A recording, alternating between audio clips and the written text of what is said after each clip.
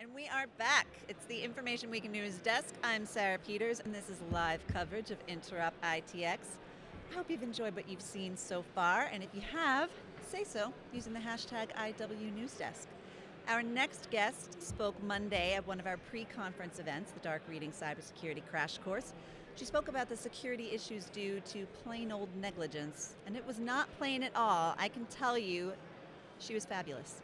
Insider threat analyst at DTech Systems, Katie Burnell. Katie, thank you, Sarah. Thank you for stopping by. I know you that for you're having me. upset with me calling you fabulous. I'm too fabulous. Because you're just too fabulous and too, what's the word I'm looking for? Clever? No, it was humble. That's the word I'm That's the looking word, for. yeah. So during your talk, you talked a bit about both the negligence, security negligence Yes. specifically is what we were talking about, of the individuals and also specifically corporate negligence. So can you kind of clarify the difference between those two? So I think what's key is that negligence ties the user and the company together.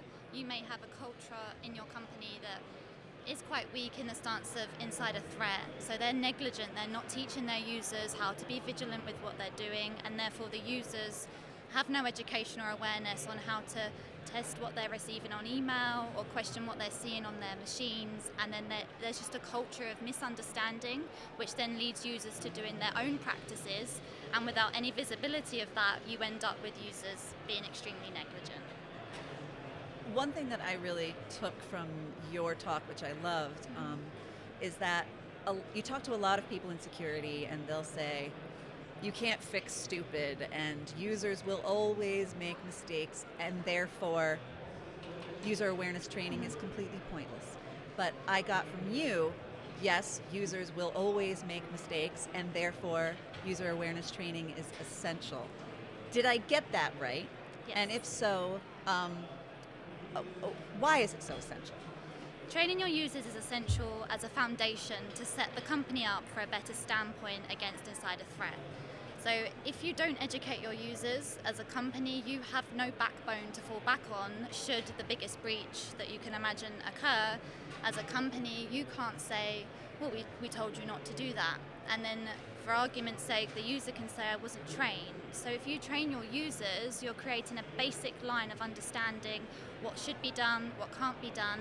And if that's then reflected at all levels in a company, all the levels up, no matter which department, how senior you are, if you're all following the same understanding of questioning what you receive in general, not just I'm going to test you on phishing, learn how to spot a fish. It's more empowering the employee that anyone could be a victim, anyone could be a target, and teaching them to question what they see and step back and think about what they're doing before they act.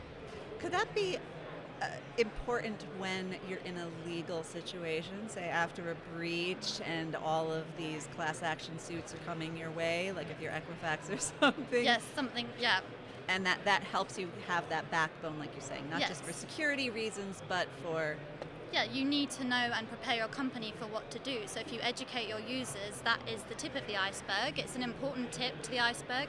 Your users need to know what to do as an end user receiving something, but also, like you said, legal questions that could occur in an Equifax-style breach. Everyone needs to know the role that they play, and there's been great chats here this week that say that you need a playbook, you need to know what everyone should be doing, and you should exercise this. Don't leave it until the inevitable will happen.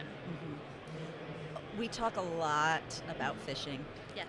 but other than that, what things should the people be thinking about when they're coming up with awareness training programs, when they want to know themselves about what further protections that they should put in place to protect themselves from insider mistakes?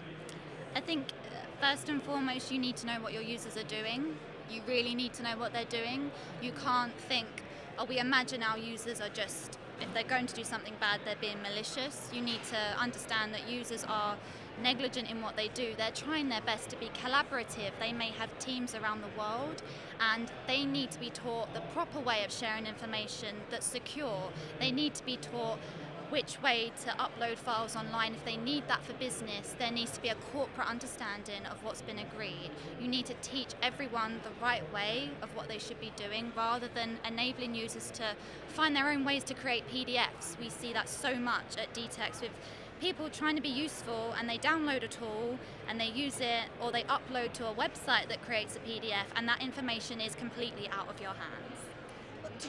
In your work, do you find that it's difficult to get that message across to the people at the very top, the ones who might be creating that pressure, saying, well, you got this email, so you must respond to it right away, and you must be working at any time of night, and therefore that's putting the pressure on people to feel like it's okay to do their own thing and not worry about taking that extra step and that extra bit of time that might prevent them I from making completely some bad agree. decisions. So that is, and I touched on that in my presentation, why are we seeing these negligent threats? These users aren't being deliberate in what they're doing. They're trying to do their job, like you said, but there's this pressure from above. Work quickly, work with people around the world, make sure the information is everywhere it needs to be at one time, and it's a culture that needs to be fostered from the senior levels, that for all that to happen in place, you need to have a basic baseline of good security. Well, I hope that some of the people here take your wonderful advice. Katie, thank you so much for stopping by. Katie Burnell, Thank you. stay right where you are, kids, because we have more from Interop ITX after the